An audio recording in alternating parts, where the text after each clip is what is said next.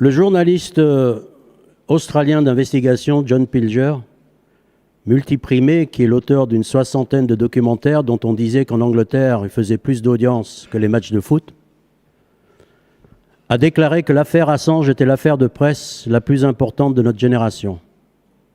Il n'est pas le seul à le dire, d'une façon ou d'une autre, de dire la même chose. Et pourtant, la presse institutionnelle, c'est comme ça que je traduis mainstream, hein, l'expression, la presse institutionnelle, traite cette affaire comme un simple fait divers. Le nom d'Assange apparaît de temps en temps tel le monstre de Loch Ness, fait son apparition dans les médias, disparaît aussitôt, réapparaît, disparaît. C'est une affaire qu'on a tendance à oublier et c'est probablement un des objectifs de ces médias-là. Ce qui me fait dire, et j'ai l'habitude de le répéter en guise d'introduction, si vous n'avez pas suivi l'affaire Assange de près, et quand je dis de près, ça veut dire l'oreille collée au sol, jusqu'à, comme disent les latinos, écouter l'herbe pousser, tout ce que vous savez, vous croyez savoir sur l'affaire Assange, toutes les images que vous avez dans la tête, toutes les impressions que vous avez, sont probablement faux. Cette affaire a été marquée d'anomalies de bout en bout, de violations de toutes les procédures connues. Et parmi les premières anomalies qu'on pourrait signaler dans cette affaire, vous l'avez devant vous, devant ce micro, en train de vous parler. Qu'est-ce que fout un informaticien à la retraite en train de défendre le journaliste le plus primé du XXIe siècle? Où sont les autres? Où sont les autres journalistes? Où sont les intellectuels? Où sont ceux qui sont censés être là à ma place? Parce que moi, après tout, j'ai rien revendiqué, je me suis simplement introduit dans une pièce vide. J'ai fait « il y a quelqu'un », et 5 ans plus tard, je me retrouve à la Sorbonne, assez fier d'y être, et assez content d'y être, mais j'aurais aimé que ce soit en d'autres circonstances. C'est la première anomalie. Alors, avant, je faisais des conférences au début, balbutiant, en faisant un PowerPoint, diaporama, très professionnel, parce que ça, c'est le genre de choses que je sais faire, j'étais consultant. Au bout de quelques séances, ça m'a vaguement gonflé, et j'avais l'impression de vendre un produit. Et je ne suis pas ici pour vendre un produit. Je suis ici pour vous raconter une histoire. Alors, pour raconter une histoire, les écrivains disent qu'il faut savoir choisir le début. C'est tout l'art de raconter une histoire. Alors, celle-ci va commencer le 11 septembre 2001, la fameuse journée où les attentats à New York, les avions dans les tours, etc. En réalité, ce n'est pas tellement les attentats à ce jour-là qui vont nous intéresser, mais les conséquences. Alors, des conséquences, il y en a eu beaucoup, mais il y en a 4 ici qui vont nous intéresser directement pour le sujet qui nous concerne. Énonçons-les, pas forcément dans l'ordre d'importance. Conséquence numéro 1, ou effet, appelez ça comme vous voulez, une explosion des services de renseignement ou de sécurité. Services de sécurité au sens large, armée, police, services de renseignement. Une explosion en termes d'êtres humains, de nombre d'employés, et aussi en termes de prérogatives, de droits qu'on leur a accordés au nom de la lutte contre le terrorisme. Je n'ai pas de chiffres pour la France, mais aux États-Unis, paraît-il qu'ils sont 8 millions à travailler pour la sécurité, 1,5 million de personnes qui ont l'habilitation secret défense. Vous imaginez que ce n'est plus des services de renseignement, mais une industrie. Avec de tels chiffres, c'est une industrie. Deuxième phénomène qui va nous intéresser, c'est la prétention de plus en plus forte des pouvoirs à exercer dans l'obscurité. C'est-à-dire que le pouvoir, le secret du pouvoir devient la règle et non plus l'exception. Toujours au nom de la lutte contre le terrorisme. La transparence disparaît peu à peu et on a vu les effets jusqu'en France où un président se réunissait dans un conseil de guerre tous les mardis pour lutter contre un virus. Ce n'est pas un reproche direct que je fais au président de la République française, c'est un constat que désormais le pouvoir revendique le droit de s'exercer dans le secret et nous, public, nous avons droit qu'au communiqué relations publiques et de voir le résultat et jamais de voir le processus ou de ce qui se passe réellement. C'est une revendication de plus en plus forte. On a même vu en France l'adoption de la loi sur le secret des affaires qui n'est pas forcément une bonne nouvelle du point de vue de la démocratie. Troisième effet, l'impunité. On dirait quand même qu'il est de plus en plus difficile de faire rendre des comptes à des responsables politiques. Moi, j'ai l'âge de me souvenir où un ministre pouvait démissionner parce qu'il avait oublié de payer son ticket de parking. Aujourd'hui, on se demande ce qu'il faut pour pousser un responsable politique dehors. Même si on retournait aux attentats du 11 septembre 2001 et que vous soyez adepte des théories du complot ou que vous croyez à la version officielle, force est de constater que la plus grande faillite de sécurité aux États-Unis n'a donné lieu à aucun limogeage, aucune punition, aucune sanction. Au contraire, il y a même des gens qui ont été promus. Quatrième phénomène, qui va un petit peu englober et autoriser et permettre les trois qui précèdent. C'est un phénomène qui recevra carrément un nom pour ceux qui se souviennent. On appellera ça le « embedded journalism » en anglais. En français, on traduira ça par le journalisme embarqué. En gros, au lendemain des attentats du 11 septembre 2001, la presse institutionnelle, notamment l'internationale, ne faisait même plus semblant de faire un travail objectif. Elle a pris fait et cause pour les guerres, fait et cause pour les propagandes de guerre, relayé la propagande de guerre. On se souvient des images de ces journalistes avec des casques, des gilets pare-balles qui posaient devant les chars d'assaut américains, les pouces en l'air comme ça, tout heureux de se faire photographier. La guerre devenait un show et n'était plus un sujet d'information. On se souvient des campagnes où on racontait que les talibans avaient littéralement des bases souterraines dans les montagnes avec quasiment des rampes de lance-missiles. On se souvient qu'on racontait que l'Irak avait la 4e armée du monde, forcément, elle ne pouvait pas être plus haut que ça. Il y avait la Chine, la Russie et les États-Unis avant. On nous a raconté que le Omar, c'était son nom, et Ben Laden s'était enfui de je ne sais quelle ville entourée par l'armée américaine, s'était enfui en mobilette à travers le désert irakien, etc., etc. Hein? Oussama Ben Laden, puis il y avait l'Omar, je me souviens plus de son nom. Bref. Vous voyez ce que je veux dire.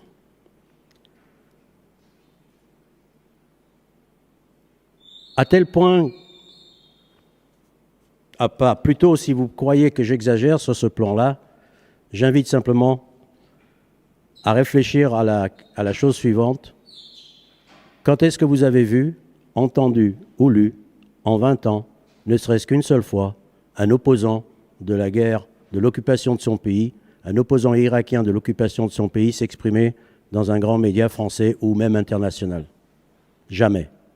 C'est pour vous dire si le pli a été pris, et je crois que ça ne s'est pas amélioré depuis.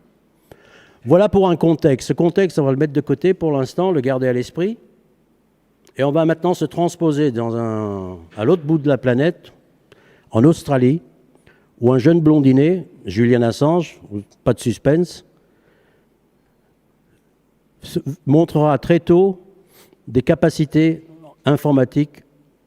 Ce sera même un surdoué, en fait.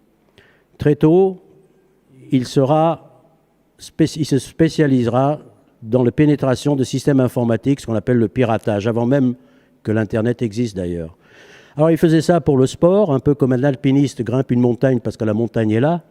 Julian Assange rentrait dans les systèmes parce que les systèmes étaient là. Il disait dans une de ses livres que c'était un peu pour lui comme se tenir au milieu d'une cathédrale tout seul la nuit, cette sensation d'être là où il ne fallait pas être. Il ne cassait rien, d'ailleurs, on disait qu'il réparait souvent des anomalies qu'il trouvait sur place, parce que c'était un génie de l'informatique, et parfois il laissait des petits mots en disant « s'il vous plaît, n'appelez pas la police ». Mais bon, on a quand même appelé la police, il s'est fait taper sur les mains. Plus tard, il aidera la police australienne à démanteler des réseaux de pédophiles, tellement il commence à devenir bon. Julian Assange sera le fondateur d'une des premières sociétés fournisseurs d'accès à Internet en Australie, dédiée ou réservée aux foyers à revenus modestes. Il sera aussi l'inventeur de pas mal d'algorithmes qui font tourner l'Internet, aujourd'hui encore, paraît-il. Alors, par exemple, si vous faites un règlement avec votre carte bleue, lorsque vous cliquez sur le touche OK, qu'apparaît la petite clé pour vous dire sur votre navigateur que la connexion est sécurisée, il y a des grandes chances qu'il y ait du Julian Assange derrière. Julian Assange est un grand spécialiste et deviendra un grand spécialiste mondial de la cybersécurité et du cryptage des données sur Internet. Il sera aussi l'inventeur d'un système que tous les journalistes d'investigation utilisent, paraît-il, pour leur ordinateur portable, qui consiste à avoir un double mot d'accès aux données. Le premier mot de passe, c'est celui que vous donnez à la police lorsqu'elle est en train de vous matraquer dans le commissariat. Elle a l'impression d'avoir accès à tout votre ordinateur. En réalité, il y a des dossiers cachés, accessibles uniquement par un deuxième mot de passe. Tout ça pour dire que Julian Assange, s'il n'avait pas montré un tel altruisme, et c'est confirmé par les interviews, ses écrits plus tard, aurait probablement pu finir milliardaire dans le Silicon Valley, à côté de gens comme Zuckerberg, par exemple. Mais il a choisi une autre voie, il était préoccupé par d'autres questions. Notamment lorsque les plus grandes manifestations de l'histoire de l'humanité contre la guerre en Irak se sont déclenchées, Julian Assange faisait des études de physique à l'université de Melbourne, participait à ces manifestations et a constaté que ces manifestations en étaient un échec. On n'a pas pu arrêter les guerres avec les manifestations, on n'a pas pu arrêter les guerres en interpellant les politiques, alors il fallait trouver un moyen, disait-il, pour arrêter les guerres. Il avait déjà une réflexion à l'époque où il faisait une corrélation très étroite entre l'information et la démocratie. Pour Julian Assange, il n'y a pas de véritable démocratie sans une information libre. Il dit par exemple, comment pouvez-vous combattre une injustice si vous n'êtes pas au courant de cette injustice? Il dit que tout commence par l'information. Il dit que les peuples mal informés prennent forcément de mauvaises décisions. Il dit aussi que la mesure de la démocratie, l'unité de mesure de la démocratie, comme des degrés Celsius serait la mesure de votre fièvre, que l'unité de mesure de la démocratie, c'est la quantité d'informations qui circulent librement. De haut en bas, de bas en haut, de gauche à droite, etc. Ces deux histoires que je viens de vous raconter, la situation post-11 septembre 2001 et Julian Assange, vont se rencontrer suite à ces manifestations contre l'Irak, où Julian Assange décide qu'il faut prendre le taureau par les cornes, et il a l'idée suivante. D'abord, l'objectif, c'est la justice, et le moyen, c'est les transparences. L'objectif, c'est la justice, et le moyen, c'est la transparence. Et il va produire un site Internet, pas tout seul, dont on croyait que les caractéristiques techniques jusqu'à là étaient impossibles. Ce site va s'appeler Wikileaks. Déjà, il y a une idée du projet en étudiant, en décortiquant un peu le nom. Leaks, en anglais, fuite. Wiki, le terme pour les geeks informatiques, pour parler d'un travail collaboratif. Donc l'idée à l'origine, et derrière Wikileaks, c'est d'obtenir des fuites et de les analyser de façon collaborative, c'est-à-dire les citoyens, les journalistes, les historiens. L'objectif déclaré de Julian Assange était de constituer la bibliothèque d'Alexandrie moderne de la diplomatie moderne. C'était un objectif vaste et ambitieux. Comment? Les caractéristiques du site de Wikileaks qui va apparaître en 2006-2007 sont les suivants. Du jamais vu. Un site, Wikileaks, va offrir quelque chose qu'on croyait impossible et qui aujourd'hui d'ailleurs techniquement n'a toujours pas été égalé. Il va offrir l'anonymat aux personnes qui se connectent. Vous pouvez vous connecter au site d'Internet. Il paraît qu'il est impossible de vous tracer d'où vous vous êtes connecté. Deuxième chose, Wikileaks va offrir aussi l'anonymisation du transfert de données. Non seulement lorsque vous êtes connecté à Wikileaks, on ne sait pas qui vous êtes, mais lorsque vous transmettez un document à Wikileaks, ceux qui tentent de l'attraper au passage n'arrivent pas à le déchiffrer. Anonymisation des connectés, anonymisation du transfert des données. Pourquoi invente-t-il ça? Parce qu'il va partir d'un principe, d'un constat et d'un pari. Le constat, il est celui que je vous ai fait par rapport aux attentats du 11 septembre et l'échec des manifestations contre les guerres. Mais il raisonne aussi de la façon suivante en disant plus les services de sécurité deviennent vastes, plus leur pouvoir devient incontrôlé, moins il y a de comptes à rendre, plus ils fonctionnent dans l'obscurité, et moins la presse fait son travail. Figurez-vous que c'est le cocktail parfait pour tous les abus, les dérives et les crimes éventuels. Et il n'a pas tort. Mais qu'en même temps, plus les services augmentent en termes de personnel, et plus la probabilité qu'il y ait des gens qui se révoltent et qui dénoncent les abus est grande. Ce qu'on appelle des lanceurs d'alerte. Autrement dit, il disait d'une façon cynique, notre ennemi est en train d'embaucher ceux qui participeront à sa propre chute. Il était peut-être un petit peu optimiste, mais l'idée était là. Et aussi, Wikileaks, en offrant l'anonymat, en offrant l'anonymisation, va révolutionner même l'idée d'un lanceur d'alerte. Pourquoi ?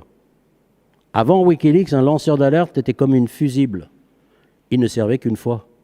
Une fois le lancement d'alerte effectué, eh ben, au mieux, il perdait sa carrière, au pire, sa vie.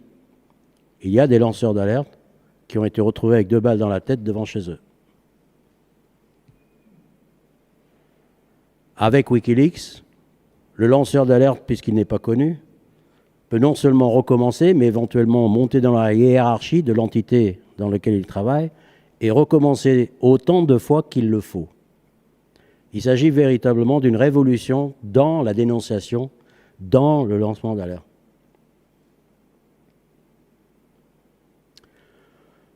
Wikileaks se fera connaître par une explosion dans les médias en 2010. C'est là où l'idée de Julian Assange va prendre tout son sens, va exploser sur la scène internationale, va créer le buzz de l'époque et va rallier autour de lui, pendant un certain temps, toute la presse internationale extrêmement friande de scoops offerts gracieusement par Wikileaks. 2010, c'est l'année où le soldat Bradley Manning, Chelsea Manning aujourd'hui, va offrir d'abord au New York Times, qui refusera, ensuite au Washington Post, qui refusera, et qui se tournera enfin envers Wikileaks pour leur offrir des documents qu'ils considèrent comme ravageurs par rapport à la politique internationale des États-Unis. Notez bien ce que je viens de dire là. Bradley Manning a d'abord offert les fuites au New York Times. Il a d'abord offert les fuites au Washington Post. Les deux ont refusé. Ici, on est en train de mettre le doigt sur un des aspects et éléments essentiels qui distinguera Wikileaks de tous les autres médias de son époque et même d'aujourd'hui, de tous les sites de publication, c'est que Wikileaks ne connaîtra pas de ligne rouge quant à la service de notre droit de savoir, quant à la défense de l'information et la dénonciation de crimes. 2 médias majeurs avaient déjà refusé, c'est-à-dire que sans Wikileaks, nous n'aurions jamais su. Donc Wikileaks garantit l'anonymat, l'anonymisation des données, et donc une troisième chose qui coûtera probablement le plus cher à Julian Assange, c'est un engagement moral. L'engagement moral, il est le suivant.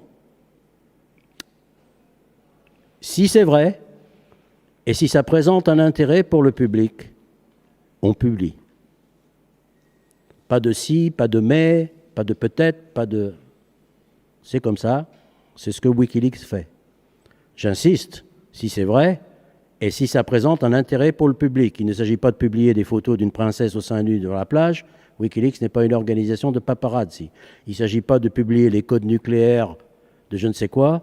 Ça n'a aucun intérêt pour le public. Il s'agit donc d'une question et d'un fondement fondamental sur le droit de savoir. C'est un peu en ces termes-là que Wikileaks et Julian Assange vont l'exprimer, le droit de savoir du public. En fait, le rôle de Wikileaks, oui, Julian Assange va l'exprimer dans une interview. Il dit que, en gros, dans la société, il y a 3 types de flux d'informations. Le premier flux d'informations, c'est horizontal. C'est l'information qui circule entre nous via les réseaux sociaux, les emails que je vous envoie, le coup de fil que je vous donne, la conversation que l'on tient dans un café. Il y a un deuxième flux d'informations, c'est celui qui va de bas vers le haut, des citoyens vers les gouvernements, vers les pouvoirs. Celui-ci, il fonctionne à merveille. En fait, c'est toute l'information qu'on arrive à pomper, soit officiellement, soit officieusement, tout ce qu'on arrive à connaître sur vous grâce à votre navigation sur Internet, sur Facebook, les paiements de votre carte bleue. Bref, vous êtes désormais des livres ouverts. Et si l'un d'entre vous croit que ce qu'il fait dans la vie n'est pas connu de ses pouvoirs, détrompez-vous, ils vous connaissent probablement mieux que vous-même. Chose que dénonçait d'ailleurs Julian Assange. Et il existe un troisième flux d'informations, et c'est là qu'il dit il ne fonctionne plus celui-ci, c'est l'information de bas vers le haut, de haut vers le bas, pardon. C'est-à-dire que font réellement les pouvoirs politiques, que font vraiment les institutions, quels sont les véritables rouages. Cette transparence qui nous manque, selon Julian Assange, c'est le signe même d'une absence de démocratie et d'un pouvoir qui part en roue libre et qui s'éloigne de plus en plus de la démocratie. C'est donc pour lui un combat essentiel, la démocratie et l'information. Ils vont de pair, ne sont pas dissociables.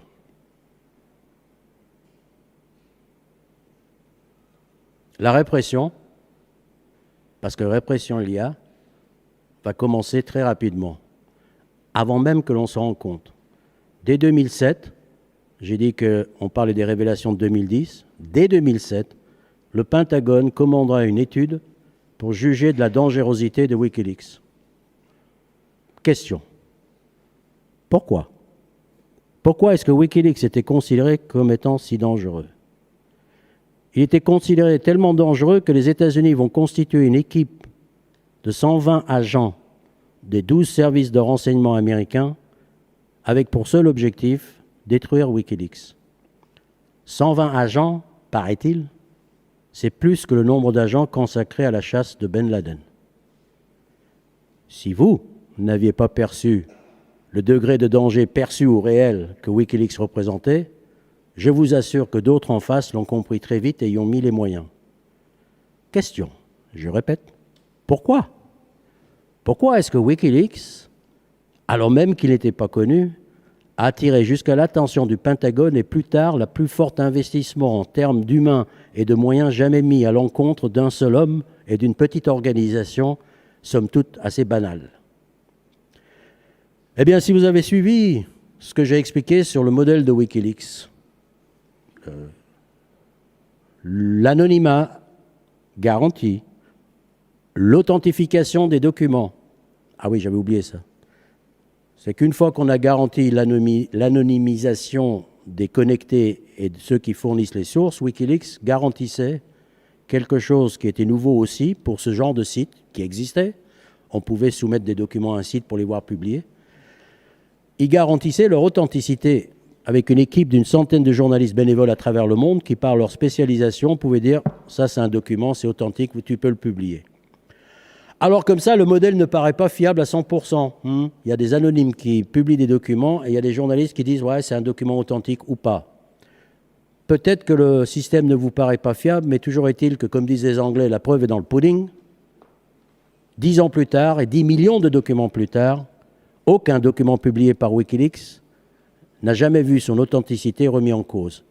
Il paraît que c'est un record mondial, qu'aucun média ne peut se vanter d'une telle précision et qualité. Sans parler du volume, 10 millions de documents, c'est plus que toute la presse écrite depuis l'invention de l'imprimerie. Parce qu'on est ici devant une problématique différente, une technologie différente, c'est l'Internet. Du temps de Daniel Ellsberg, le fameux lanceur d'alerte des Pentagon Papers sur la guerre au Vietnam, il avait 15 000 pages, je crois que c'était 10, 15 000 pages, quelque chose comme ça. La presse n'a publié que les bonnes feuilles, on est d'accord, presse écrite. Si Wikileaks avait existé à l'époque, Wikileaks aurait probablement publié les 15 000 pages. Donc on est ici devant une autre dimension, une autre façon de voir l'information, une confiance accordée au public, puisqu'on ne veut pas passer par le filtre des journalistes, on met à la disposition du public l'ensemble des documents publiables. Et donc, je répète, pourquoi est-ce que Wikileaks représentait un tel danger, perçu ou réel ? Eh bien, pour une simple raison. Pardon. Pour une simple raison. Et si vous ne retenez qu'une seule phrase de tout ce que je vais dire, c'est la phrase suivante que je vais prononcer. Et je vous demanderai à la limite de répéter dans votre tête plusieurs fois, parce que je ne compte pas le nombre de fois où les gens m'attrapent à la fin d'une conférence et me disent « C'était quoi la phrase que tu nous avais dit qu'il ne fallait surtout pas oublier ?» Le modèle de Wikileaks constituait un danger existentiel pour tous les pouvoirs corrompus. Vous imaginez? N'importe qui, n'importe où, avec un brin de conscience, pouvait de façon anonyme, preuve à l'appui, non pas avec des accusations venant de l'extérieur, mais avec des documents de l'intérieur, dénoncer, révéler des crimes, des dérives, des abus, sans qu'il y ait aucun moyen de repérer qui cela pouvait bien être. J'insiste là-dessus, le modèle de Wikileaks constituait un danger existentiel pour tous les pouvoirs corrompus, quels qu'ils soient. Je pourrais presque vous dire, j'arrête là, tout le reste, vous l'avez probablement compris à partir de là. L'acharnement, la répression et aussi la participation joyeuse à un acteur dans cette affaire dont on parle très peu, qui tiendra pourtant un rôle essentiel, c'est la presse institutionnelle. Lorsque Wikileaks éclatera sur la scène internationale en 2010, la quantité de documents proposés dépasse les capacités d'analyse de Wikileaks de l'équipe. Ils proposeront donc un partenariat avec les grands médias internationaux, notamment Le Monde en France, Mediapart en France, El País en Allemagne, The Guardian en Angleterre, Der Spiegel en Allemagne, The Washington Post et The New York Times aux États-Unis, et d'autres, qui profiteront joyeusement de l'aubaine que Wikileaks leur offre, des scoops gratuitement offertes, que eux-mêmes d'ailleurs, pour la plupart, si vous avez suivi, avaient refusé peu de temps avant, mais que l'occasion était trop belle et la concurrence trop rude et qu'il fallait avoir le scoop et tout le monde s'est précipité pour obtenir de Wikileaks une source de scoop sans fond. Le problème, c'est que ça n'a duré qu'un temps. Pour ceux qui s'en souviennent, la plupart des gens ont oublié un peu cette histoire. Wikileaks, Julian Assange, en 2010, sera carrément désigné l'homme de l'année par Le Monde.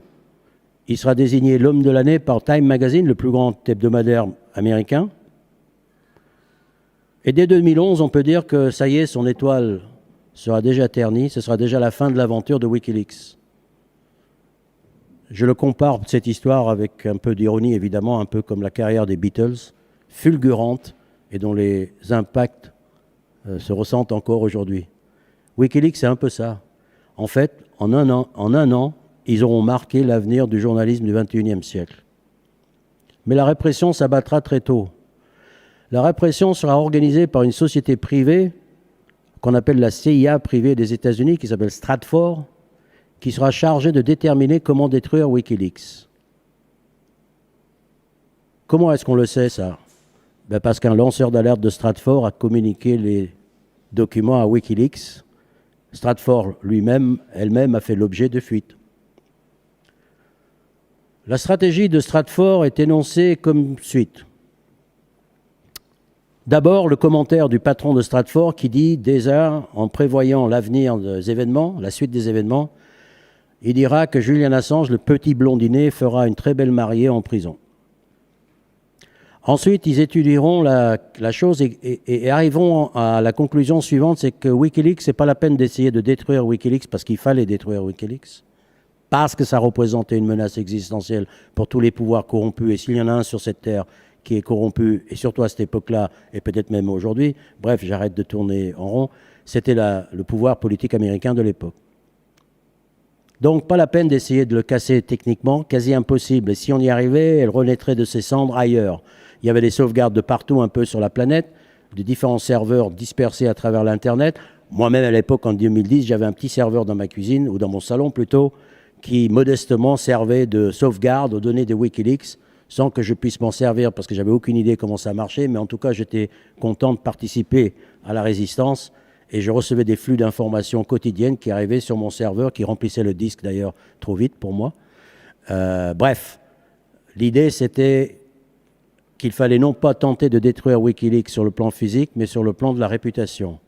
Un site comme Wikileaks qui fonctionne sur la confiance, sur l'anonymisation, sur la non-révélation des sources, sur l'authentification des documents, il y a beaucoup de réputation en jeu là, il y a la confiance qui doit régner, il faut en finir ou pas par leur faire confiance. Donc le projet était simple, il fallait détruire la réputation de Wikileaks. Et la stratégie de Stratfor s'énonçait comme suite. Il serait bon de lui faire un piège, de lui préparer un petit piège sexuel quelque part, ça ne mange pas de pain et c'est toujours efficace. Deuxièmement, la réputation de Wikileaks et du journaliste qui vont révéler leurs sources. Il faut le poursuivre par les moyens judiciaires partout dans le monde, ses amis et ses proches, l'épuiser sur le plan financier, le harceler aux frontières et le poursuivre jusqu'au bout de la terre s'il le faut. Et de faire en sorte qu'il n'ait plus jamais envie, que plus jamais quelqu'un ait envie de recommencer. Eh bien, c'est ce plan-là qui va être peu ou prou mis en place, et à peu près au pied de la lettre, si je puis dire. Julian Assange et Wikileaks se verront couper toutes leurs sources de financement. Julian Assange, dès 2010, ne peut plus voyager en utilisant ses cartes de crédit. Il a quasiment son passeport qui lui est confisqué par les autorités australiennes. Le Premier ministre de l'époque l'a suggéré. Il a fallu que le chef de la police lui rappelle que c'est interdit. Bref, il perd ses ordinateurs lorsqu'il voyage en avion. Il a déjà une vie compliquée. Il est déjà un homme pourchassé alors qu'il est déjà au sommet de sa gloire. Il se rend en Suède pour une conférence et là, va se passer un truc. Ça va être la première étape du plan de Stratford qui apparemment se met en route. L'affaire suédoise, on pourrait y passer une soirée entière à la raconter. Moi, je l'ai vécu en direct, pas dans les détails parce qu'on ne connaissait pas forcément les détails, mais on a vu ce qui se disait le lundi, ce qui s'est passé le mardi, ce qui s'est raconté le mercredi, et comme jeudi, tout avait déjà commencé à changer de version. J'ai vécu en direct un des phénomènes qu'on va voir post-2010, la lente, régulière, constante et persistante réécriture de l'histoire par les grands médias sur cette affaire Assange. Je suggérerais que dans ce livre de Nils Melzer, qui est le rapporteur spécial des Nations Unies sur la torture et les mauvais traitements, un rapporteur, c'est comme un consultant. Il est mandaté par les 197 pays de l'ONU. Il a les moyens à sa disposition, un budget, des enquêteurs, une équipe. Au début, il ne voulait pas s'occuper de cette affaire, ne voulant pas défendre un violeur. Au fur et à mesure qu'il prenait connaissance du dossier, il s'est investi tellement qu'il en a fait une affaire personnelle. Et il a d'ailleurs perdu son poste. On pourrait dire qu'il a perdu son poste de rapporteur récemment. Il travaille maintenant pour la Croix-Rouge internationale. Et son livre était une sorte de chant de cygne avant de quitter son poste. Il a mené une investigation digne d'un policier.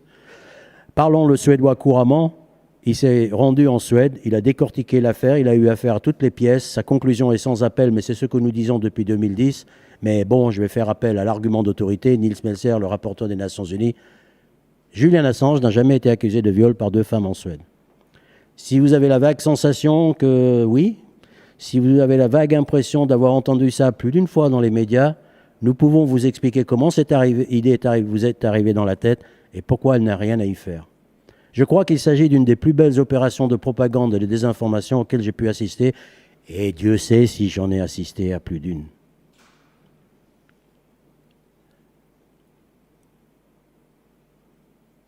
Certains éléments dont on ne parle jamais, je vais les citer en passage sur l'affaire Assange, des éléments que l'on connaît très peu. Julian Assange, qui a des relations sexuelles avec 2 femmes, c'est une rockstar, va rentrer en Angleterre pour préparer les premières révélations connues, les plus connues notamment la fameuse documentaire vidéo Collateral Murder. Les 2 femmes se connaissent, parlent, se rendent compte que toutes les 2 ont eu des relations sexuelles sans protection. En Suède, c'est qualifié de viol mineur. Vont à la police pour voir si elles peuvent obliger Julian Assange à faire un test du sida ou des maladies sexuellement transmissibles. Julian Assange, qui est sur place, avant même de pouvoir donner son accord, apprendra le lendemain par la presse, les tabloïds suédoises, qu'il est recherché pour viol. C'est comme ça que l'affaire démarre. Qui a fuité ça ? Comment c'est arrivé jusqu'à l'information et pourquoi est-ce qu'on parle de viol ? Les mains courantes que les femmes ont déposées et que j'ai traduites en français, qui sont disponibles et que tous les journalistes doivent connaître, à aucun moment elles ne parlent de violence ni de viol. Simplement d'une volonté. Et d'ailleurs, les versions de déposition entre Assange et les femmes coïncident parfaitement. C'est même pas une histoire de j'ai dit, elle dit, qui croire ? Ben, vous pouvez les croire parce que leurs versions coïncident. Les 3 personnages racontent exactement la même chose, peu ou prou. Parce qu'il y a eu accusation de viol dans la presse, le procureur principal de Stockholm dira « il n'y a pas de viol, enquête, non, pas question, Julian Assange, tu peux rentrer » après avoir fait les tests. Julian Assange, donc, n'a jamais fui la Suède, comme l'a écrit la presse pendant des années. Il est parti avec l'autorisation de la justice suédoise, affaire close. Et c'est là, maintenant, que j'en veux à la presse, apparaît un personnage trouble qui va tenir dans cette histoire un rôle assez bizarre. La procureure de Stockholm, Marianne Ny. Marianne Ny écrira, parce qu'il y a quand même 2 ou 3 journalistes d'investigation qui l'ont suivi et collé au basque de près, écrira « Je crois que je vais mettre la main sur un gros poisson, un gros gibier ». Marianne Ny échangera des courriers avec le FBI sans que l'on sache ce qu'il y a dedans parce qu'elle les a malencontreusement effacés. Ah, ça arrive. Marianne Ny, qui est une procureure, va faire un truc extraordinaire, du jamais vu.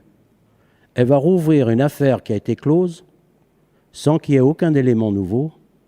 Elle va demander l'extradition de Julian Assange qui est déjà en Angleterre. Figurez-vous que la justice suédoise, tribunal de Uppsala, va l'envoyer balader. Oui, vous avez bien entendu, la justice suédoise a refusé à Marianne Ny une demande d'extradition de Julian Assange. Pourquoi? Parce qu'elle avait un dossier vide. Ok. Marianne Ny ne se laisse pas compter et concote, alors je ne sais pas avec qui, une opération assez extraordinaire. Suivez-moi, c'est simple en fait. Elle va rouvrir donc une enquête préliminaire. Ah ça, elle a le droit, une enquête préliminaire. Ceux qui savent en justice, qu'est-ce que c'est qu'une enquête préliminaire? C'est en gros, je vérifie quelques faits pour voir s'il y a matière à ouvrir une enquête et s'il y a matière à porter des accusations. Donc une enquête préliminaire, c'est pour l'instant rien. Personne n'est accusé de rien. Et il s'agit d'une affaire close qu'elle ne peut pas rouvrir officiellement, mais alors elle va lancer une enquête préliminaire pour voir si elle peut le rouvrir. Ok, jusque-là. Elle va faire une deuxième chose assez extraordinaire, du jamais vu. Elle va lancer un mandat d'arrêt. On n'a jamais vu un mandat d'arrêt lancé dans le cadre d'une enquête préliminaire, et encore moins par un procureur. Je ne sais pas si j'y connais quelque chose en droit, mais il me semble que c'est les juges qui lancent le mandat d'arrêt, pas un procureur. Alors vous allez me dire, elle fait un truc complètement irrégulier, ça ne va rien aboutir du point de vue juridique, judiciaire. Eh ben non. Figurez-vous qu'en face, les Britanniques, de façon très étrange, apparemment de connivence, et quand je dis apparemment, il y a de l'ironie là-dedans, parce que la journaliste italienne d'investigation Stefania Marizzi a réussi à mettre la main sur des courriels échangés qui prouvent que le coup avait été préparé entre les procureurs britanniques et Marianne Ny. Ils vont accepter le mandat d'arrêt et arrêter Julian Assange. Un mandat d'arrêt complètement irrégulier, dans lequel d'ailleurs Marianne Ny fera un faux en écriture, parce que j'ai lu son mandat d'arrêt, où elle prétend citer les femmes. J'ai lu les dépositions des femmes, c'est pas du tout la même chose.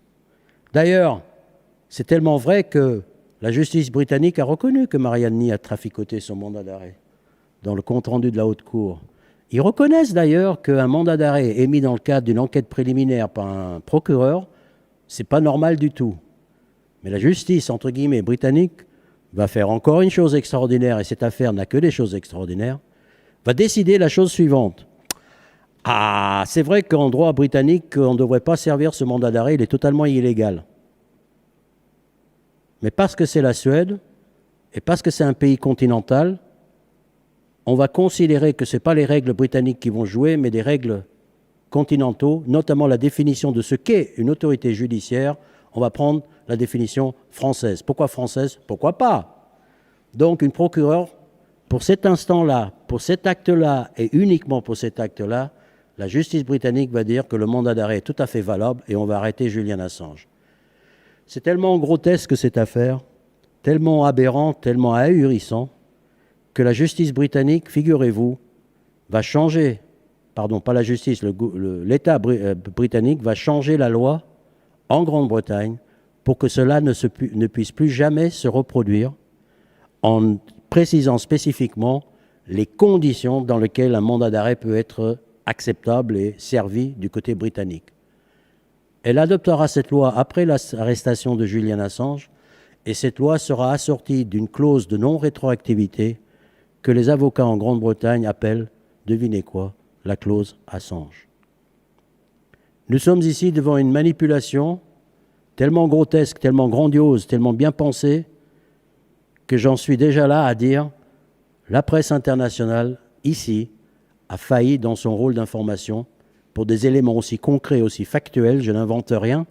La décision de la Haute Cour britannique sur l'arrestation de Julian Assange, puisqu'il a contesté le mandat d'arrêt, contient pratiquement mot pour mot ce que je viens de vous dire. Ouais, le mandat d'arrêt, il n'est pas légal. Bah ouais, un procureur ne peut pas mettre un mandat d'arrêt dans la... Mais bon, faut voir, c'est la Suède, c'est pas la Grande-Bretagne, donc on va quand même servir le mandat d'arrêt. Et aussitôt l'affaire conclue, ils vont changer la loi pour être sûr. Autrement dit, Julian Assange ne pourrait jamais être arrêté aujourd'hui dans ces conditions-là. C'est aussi pour vous dire à quel point la chorégraphie, le ballet, le plan a été mis en place très tôt, de façon très sophistiquée, avec beaucoup de complicité et de connivence au sein du pouvoir britannique, qui va être d'ailleurs un des traits caractéristiques de toute la suite de cette affaire. Julian Assange, sentant que justice ne lui sera absolument pas rendue, décidera de faire le geste pour lequel il est probablement peu connu, c'est de se rendre, de se réfugier dans l'ambassade d'Équateur. L'ambassade d'Équateur est un bâtiment qui fait ce sont des bureaux qui font 77 mètres carrés à peu près. Il sera bien accueilli par l'ambassade du gouvernement de Rafael Correa. Il lui sera accordé l'asile et même la citoyenneté équatorienne. Et il passera 7 années dans cette minuscule ambassade qui se trouve dans une ruelle à l'ombre des grands magasins Harrods, où le soleil ne pénètre pas. Il y passera 7 années sans voir la lumière du jour, du soleil en tout cas. Et l'ambassade sera entourée en 24 heures sur 24, 7 jours par 7, par la police britannique qui a décidé d'arrêter Julian Assange, coûte que coûte. L'asile politique lui sera accordé par l'Équateur. Les Britanniques diront « ils s'en fichent ». Il sera envisagé de nommer Julian Assange membre diplomatique du corps diplomatique de l'Équateur et de lui accorder l'immunité. L'Angleterre a dit qu'elle s'assoirait dessus. Et l'ONU, le groupe de travail sur les détentions arbitraires, auquel ont participé la Suède et la Grande-Bretagne, c'est-à-dire qu'ils sont volontairement portés devant le groupe de travail sur les détentions arbitraires. Ce groupe a donné raison à Julian Assange, a déclaré que sa détention dans l'ambassade d'Équateur ou son séjour dans l'ambassade d'Équateur constituait bien une forme de détention illégale. La Suède et la Grande-Bretagne ont dit qu'ils n'allaient pas respecter la décision d'un groupe d'experts auquel ils ont eux-mêmes participé, mais comme ils ont perdu, et comme dans toute cette affaire, ils se sont assis dessus. Wikileaks continuera de travailler malgré l'enfermement de Julian Assange dans l'ambassade. J'aime rappeler que parmi les actions de Wikileaks, il y en a une que j'aime beaucoup et que peu de gens d'ailleurs semblent connaître. Julian Assange sauvera la vie de Edward Snowden, le fameux lanceur d'alerte de la NSA, auquel d'ailleurs Wikileaks ne doit absolument rien. Julian Assange le fera pour la beauté du geste, si je puis dire, pour sauver un lanceur d'alerte qui, comme il dit, si ce n'est pas nous qui le sauvons, personne d'autre ne le fera. Edward Snowden se trouve caché à Hong Kong. La CIA et les services américains sont en train de se rapprocher dangereusement de lui. Julian Assange organisera sa fuite depuis sa petite chambrette dans l'ambassade d'Équateur. Il enverra son assistante à Hong Kong qui sauvera Edward Snowden, réussira à le mettre dans un avion. Cet avion aura une destination, un pays d'Amérique du Sud. Lors d'une escale à Moscou, Edward Snowden découvrira que les Américains ont résilié son passeport. Tout ça pour dire aussi que les gens qui accusent Snowden de s'être réfugié en Russie, c'est aussi une façon de réécrire l'histoire. Edward Snowden a été coincé en Russie, restera dans la zone internationale une quarantaine de jours avant que les Russes se décident, littéralement, se décident à le laisser rentrer.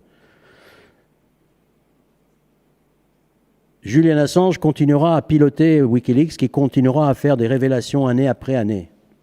Même si la presse ne vous en parlera plus, les révélations de Wikileaks sont... tous les mois, il y a quelque chose qui tombe. Moi qui prétends avoir suivi l'affaire de près, je vous avouerai que les révélations, on n'arrivait pas à les suivre tellement il y en avait. Certaines plus ou moins intéressantes. Mais il y en a deux qui vont peut-être lui coûter aussi le sort qui lui a été réservé par les services de renseignement américains. Il y en a un, en 2017, qui sera le plus gros coup jamais porté contre la CIA, d'après le patron de la CIA. Vous n'en avez jamais entendu parler, probablement. Alors, on va en parler un tout petit peu. La révélation a un nom. Ils ont toutes les révélations en leur petit nom, attribué par Wikileaks. Celui-ci s'appellera Vault 7, coffre-fort 7. Je ne sais pas pourquoi. Et cette révélation va révéler les outils de cyberespionnage de la CIA. Comment la CIA peut, à distance, vous écouter à partir de votre smartphone, même éteint. Comment la CIA peut vous écouter à partir de votre téléviseur moderne, même éteint. Comment la CIA pouvait prendre le contrôle des voitures modernes, appuyer sur l'accélérateur, faire tourner le volant contre une platane, si l'envie leur en prenait. Bref, leurs outils préférés d'espionnage cybernétique, ce qui leur permettait d'espionner nos présidents d'ailleurs, les dirigeants occidentaux, et un peu partout dans le monde, de façon illégale, venaient d'être révélés par Wikileaks aux grandes dames de la CIA, qui étaient réellement fâchées. L'autre révélation de Wikileaks, qui coûtera probablement le soutien de la presse institutionnelle, ou servira plutôt de justification. Il y en a qui disent, c'est ça où j'ai perdu ma confiance en Assange. Moi, je leur réponds, non, tu as enfin trouvé l'excuse pour abandonner Assange. C'est lorsqu'ils publieront les emails de Hillary Clinton et qu'on les accusera d'avoir fait perdre les élections à Hillary Clinton. Chose que je récuse, on pourra revenir dessus. Lorsqu'on l'examine en détail, on se rend compte que c'est une accusation absolument ridicule.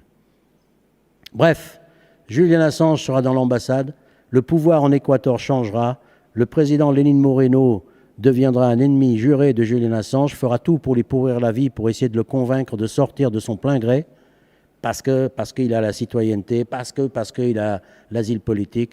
Mais le ton monte, Julian Assange ne sort pas, ils lui couperont l'Internet, ils couperont le chauffage dans sa chambre, ils confisqueront son lit, il devra désormais dormir sur un tapis de yoga. Les gens qui viennent le voir sont systématiquement fouillés, leurs ordinateurs ouverts, leurs téléphones ouverts. On apprendra plus tard que le service de sécurité qui devait surveiller l'ambassade a été retourné par la CIA et a installé des micros et des caméras partout, que la vie de Julian Assange était un livre ouvert depuis au moins 1 an, que tout ce qu'il disait à ses avocats, à ses médecins, à ses visiteurs était transmis directement à la CIA. Lénine Moreno montrera le ton, dira que Julian Assange est en train d'espionner l'ambassade, sans aucune explication, dira même dans une conférence de presse que Julian Assange est devenu tellement cinglé qu'il est en train d'étaler ses excréments sur les murs de l'ambassade.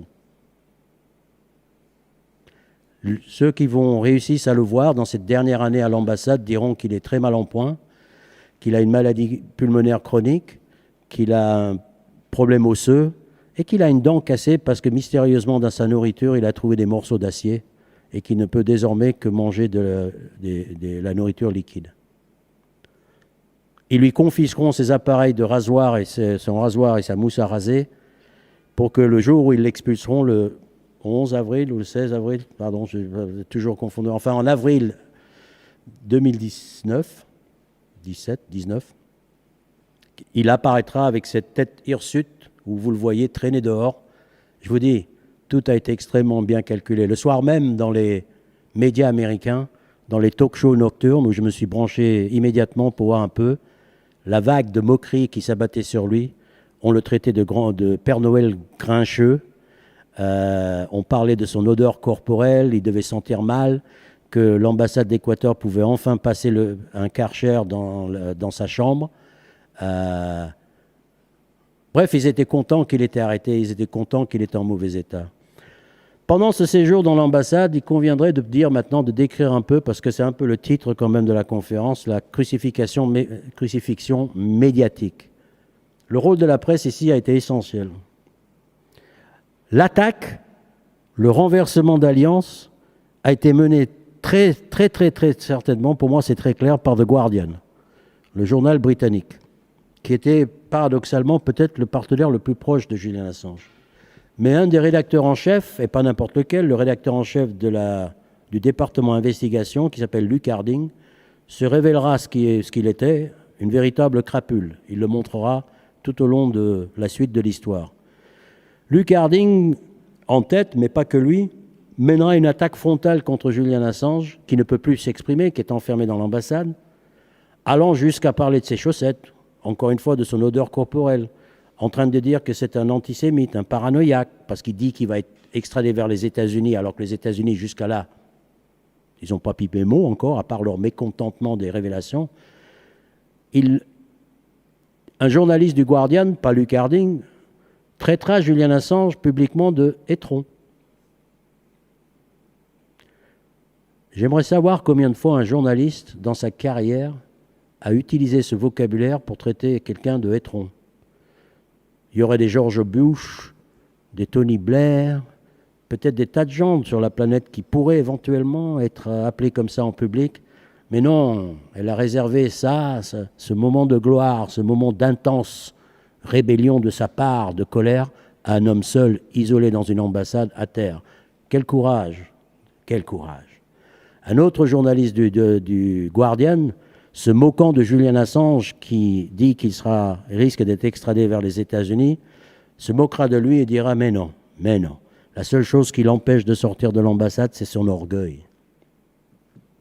Un autre journaliste de la BBC tweetera « Je retrouverai du respect pour la police de Londres lorsqu'ils iront le chercher et le traîneront dehors pour lui mettre 2 balles dans la tête. » Luke Harding, pour revenir à lui, tentera d'enfoncer le clou en publiant en novembre 2018 un énorme article dans The Guardian qui raconte la chose qui suit. Paul Manafort, le directeur de campagne de Donald Trump, figurez-vous qu'il est venu à Londres accompagné de plusieurs Russes et il est allé voir Julian Assange dans l'ambassade 3 fois. L'article est tellement bien renseigné qu'il va jusqu'à décrire la couleur du pantalon que portait Paul Manafort. Beige, si ça vous intéresse. Le problème, et le calendrier est cruel, 2 ou 3 mois plus tard, on apprendra et Wikileaks révélera que la société qui surveillait l'ambassade travaillait pour les États-Unis et tout était filmé. Et figurez-vous qu'il n'y a pas de Paul Manafort dans les vidéos, qu'il n'y a aucune trace de sa visite. The Guardian, sous la plume de son chef de rubrique investigation, a publié un fake notoire sur le site du plus grand quotidien libéral britannique, accusant Julian Assange de connivence avec Trump d'un côté et les Russes de l'autre, dans le cadre de la campagne du Russiagate, etc. Le ridicule ne tuant pas, et la presse ne parlant pas des révélations de Wikileaks, beaucoup encore vivent sous cet article et y font référence. Il n'y a pas si longtemps, j'ai eu une conversation, ou plutôt pas moi, mais Olivier Azam des Mutins de Pangée à une soirée.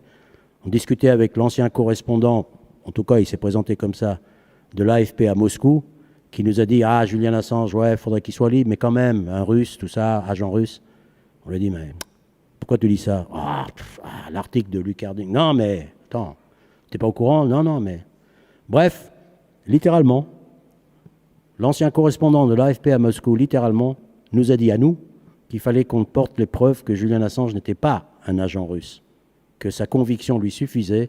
Ayant été correspondant à Moscou, il était tout à fait au courant ce dont les Russes étaient capables et que ça lui suffisait. Voilà le raisonnement du correspondant de l'AFP à Moscou. Côté États-Unis, les appels au meurtre se multiplieront. Il y a des exemples dans les grandes chaînes d'information, des responsables politiques américains qui disent des phrases comme « Ah, je suis contre la peine de mort, mais Julian Assange, quand même, si quelqu'un pouvait lui mettre une balle dans la tête. » Voilà le niveau du discours. Hillary Clinton appelant à son assassinat par drone. Bref, Wikileaks, continuons de travailler jusqu'à ce qu'on arrache Julian Assange de l'ambassade de façon anticonstitutionnelle, contre toutes les lois équatoriennes. Il sera transféré illico presto, d'une façon extraordinaire, et jugé en une demi-heure. Jugé pourquoi, au fait?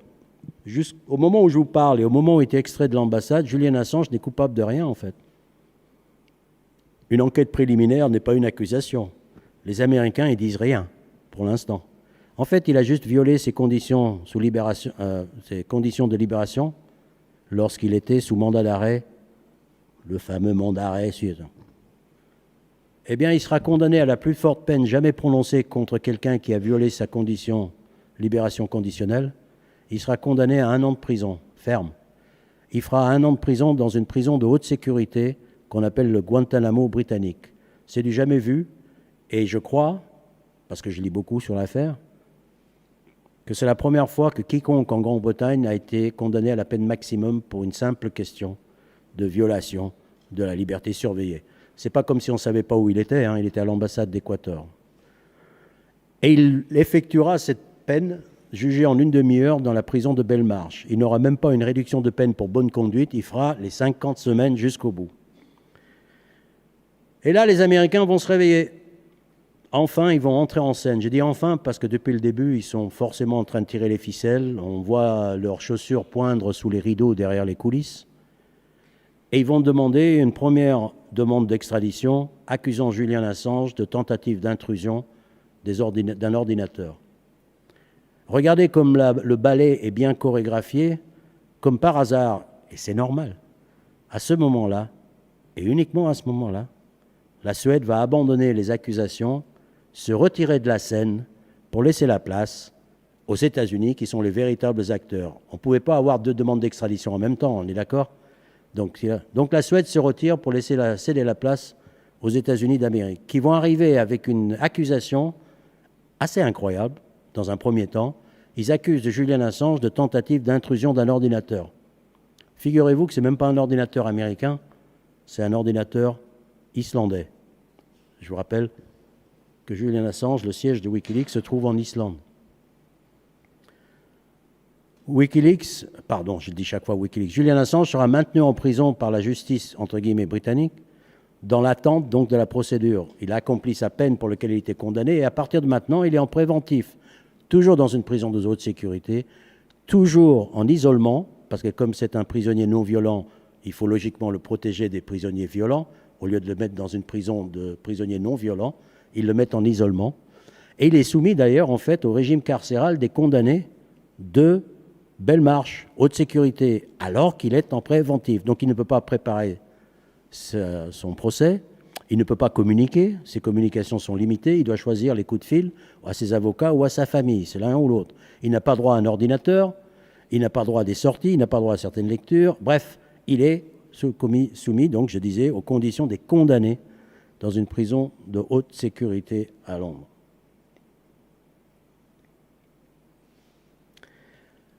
Pendant que le procès s'avance, et c'est là que j'ai compris à cet instant de l'histoire quelque chose que je n'avais pas compris, que je vous invite à prendre connaissance aussi, parce que ça relève parfois des ambiguïtés. Cette affaire d'extradition n'est pas un procès normal. La justice britannique ne cherche pas à savoir si Julian Assange est coupable de quoi que ce soit. Elle cherche à savoir si Julian Assange est extradable. Et donc, les éléments de preuve, les arguments ne sont pas tout à fait les mêmes. L'idée, c'est que c'est à la justice américaine de décider si Julian Assange est coupable. Nous, on veut juste savoir s'il est extradable. Et c'est là que ça complique drôlement l'affaire pour Julian Assange.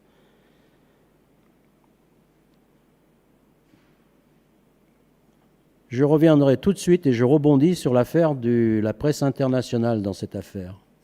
Figurez-vous que cette accusation de piratage, qui lui vaudra je ne sais pas combien d'années de prison aux États-Unis, a été formulée par un personnage islandais qui s'appelle Siggi Thordarson. Siggi Thordarson est connu parce qu'il a réussi à prendre un selfie avec Julian Assange et prétendre qu'il était son assistant. Tout le monde savait que c'était un charlatan qui n'était assistant de rien du tout. Il était si peu assistant de Julian Assange qu'il était actuellement en réalité en procès avec Wikileaks parce qu'il les avait escroqués de 20 ou 50 000 $, je ne me souviens plus. Mais Siggi Thordarson se pavanera dans les rues de Reykjavik en disant « je suis le collaborateur de Wikileaks ». Pourquoi Wikileaks est quand même des héros à l'époque en Islande, et Julian Assange avec. Siggi Thordarson sera contacté par le FBI et leur servira de témoin. En fait, le seul témoin que les États-Unis ont dans ce dossier, c'est ce fameux Siggi Thordarson. Qui est ce Siggi Thordarson ? Faisons rapidement son portrait. Siggi Thordarson est un pédophile condamné multirécidiviste dont un des victimes s'est suicidé. Siggy Thordarson est un psychopathe diagnostiqué qui a fait des séjours en hôpital psychiatrique. Siggy Thordarson est un escroc notoire qui a été jusqu'à escroquer ses propres avocats en imitant leur signature. Quand Siggy Thordarson a été contacté par le FBI, il a prétendu qu'il était un assistant de Julian Assange, que Julian Assange lui avait donné comme mission de pénétrer les ordinateurs du gouvernement islandais et de l'OTAN à Reykjavik. Voilà d'où viennent les chefs d'inculpation contre Julian Assange. Qu'est-ce que la grande presse a à voir là-dedans, puisque j'ai dit qu'il fallait en parler? Voilà où la presse, son rôle va intervenir. Siggy Thordarson a été retrouvé parce qu'il était en cavale en juin 2021 par un journaliste islandais. C'est un personnage connu là-bas parce que sa spécialité, c'est d'escroquer les entreprises en faillite. Au cours de la conversation, Siggy Thordarson va avouer au journaliste qu'il a menti. Oups! Alors le journaliste, pas bête, sachant qu'il a affaire à un psychopathe, se demande, le psychopathe, il ment quand il ment ou quand il dit qu'il ment. Bref, comment savoir? Siggy Thordarson, bon enfant, peut-être avec un cas de conscience, va lui fournir 20 000 pages de documents prouvant qu'il a menti. Le journaliste va sortir un scoop publié le 21 juin 2021 que le seul témoin des États-Unis a avoué avoir menti et apporté les preuves. Aucun média institutionnel n'a relayé ce scoop. Ce n'est pas faute d'avoir essayé de la part du journaliste islandais qui est allé écrire, a-t-il dit, à tous les médias de la grande presse pour leur dire qu'il avait un scoop extraordinaire. Le témoin contre Assange a avoué avoir menti.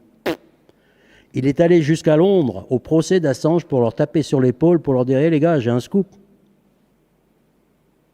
Et en France, une équipe d'une centaine de jeunes, je dis des jeunes parce qu'ils étaient sur Discord, et un Discord c'est un truc de jeunes, je ne les ai pas vus, mais je présume, nous avons constitué une équipe pour interpeller les médias, les journalistes, via leur compte Twitter, leur compte Facebook et leurs emails un par un, à plusieurs reprises, avec un lien vers l'article, non pas en islandais, mais le journaliste l'a rédigé en anglais à cause de sa valeur internationale, si je puis dire.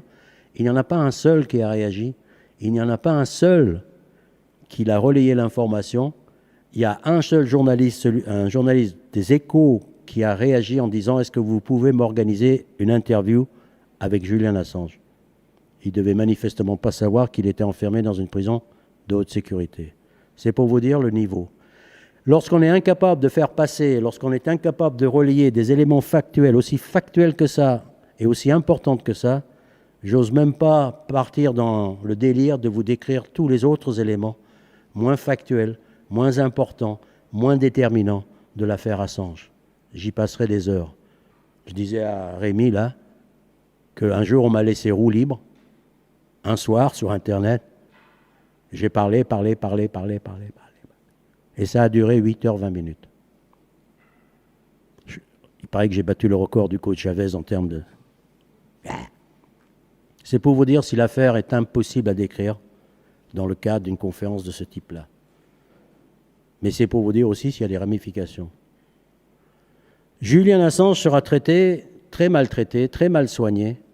On ne sait d'ailleurs pas de comment il est soigné en prison. Nils Melzer lui rendra visite avec 2 experts spécialistes et ils concluront sans appel. Julian Assange a fait l'objet de tortures psychologiques, tenez-vous bien, aux effets probablement irréversibles. Là aussi, maintenant, on peut discuter.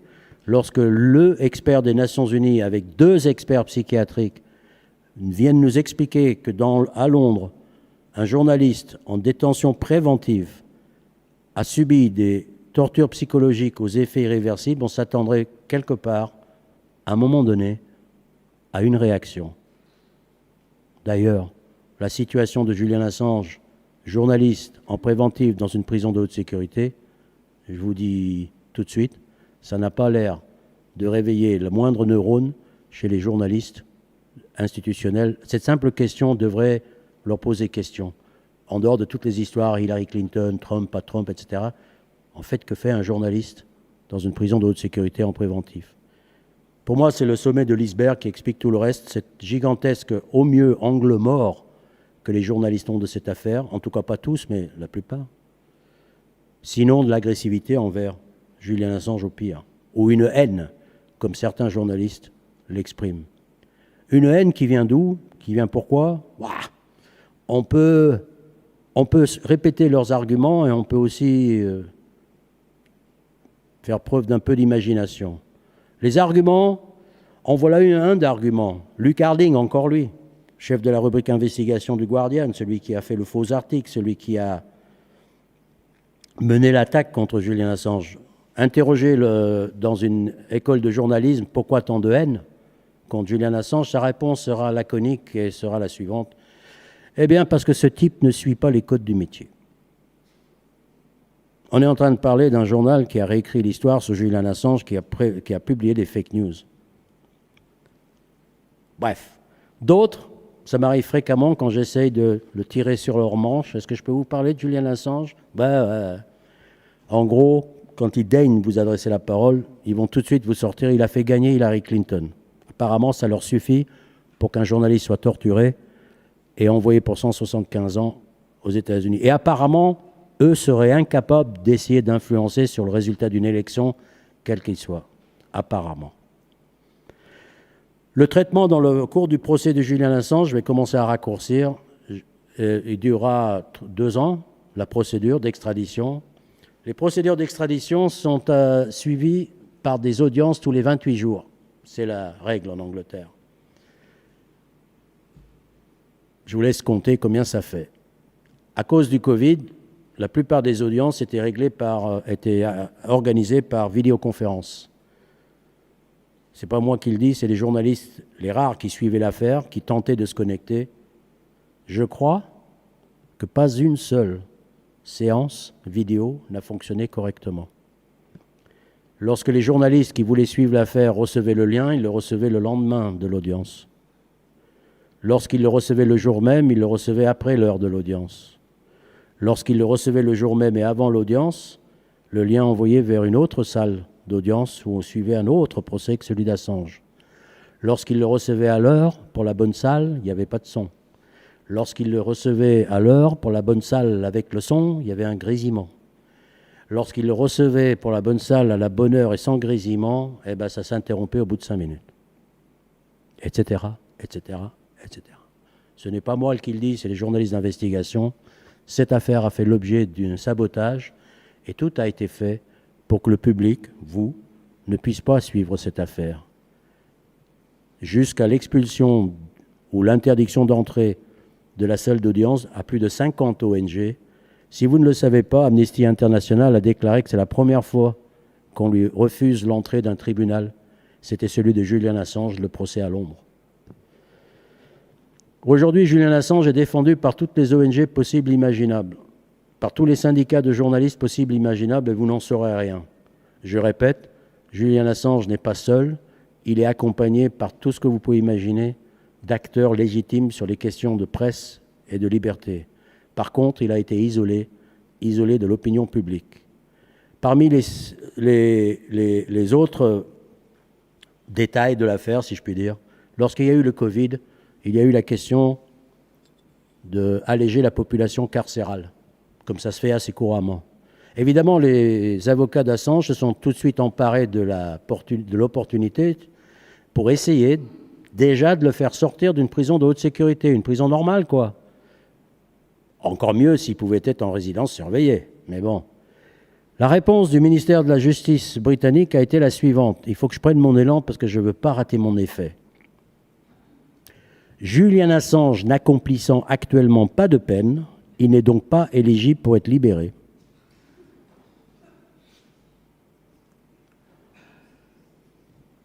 Ça, c'est une journée ordinaire du procès de Julian Assange. Cet aspect kafkaïen, cet aspect complètement absurde, dingue, c'est ce qui émaillera l'affaire de bout en bout. Littéralement de bout en bout.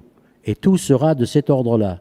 Lorsqu'une campagne féroce finira par lui faire obtenir un ordinateur pour qu'il puisse se défendre, l'ordinateur lui sera remis par les autorités avec les touches collées avec de la colle. Il n'y avait que la souris qui marchait.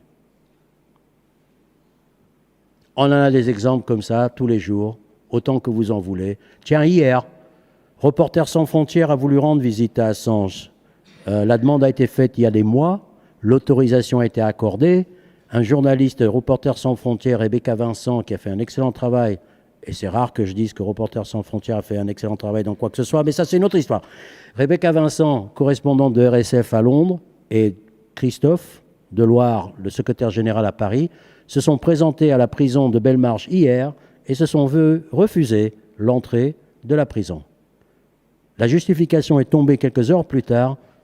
La directrice de la prison n'avait pas compris que c'était les journalistes, dit-elle.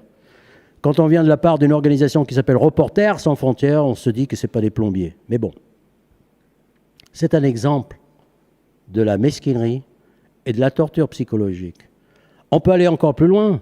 Tout le monde, toute la presse nous parle de la juge Vanessa Barretzer qui a jugé cette affaire. Vous savez qu'il n'y a aucune trace sur Internet de Vanessa Barretzer avant le procès Julian Assange? Littéralement, c'est la seule juge du Westminster Magistrate Court dont nous n'avons absolument aucune trace d'elle avant l'affaire Assange. Et on a compris, au bout d'un certain temps, John Pilger, toujours lui, sacré journaliste, qui n'arrêtait pas de répéter dans ses interviews, mais c'est pas une... She's not a judge, she's a magistrate. Ce n'est pas une juge, c'est une magistrate. Moi, dans ma tête, bon, traduction, magistrate, il y a, ah, John, tu es en train de pinailler, là, c'est quoi la différence, juge-magistrat? Au bout d'un certain temps, je me dis, bah, John Pilger, c'est pas un abruti. S'il insiste, c'est qu'il doit bien y avoir une raison. Et voilà-t-il pas que je cherche sur Internet, what is a magistrate? Je ne sais pas vous, s'il y a des anglicistes ici, mais moi, je ne m'attendais pas à la réponse.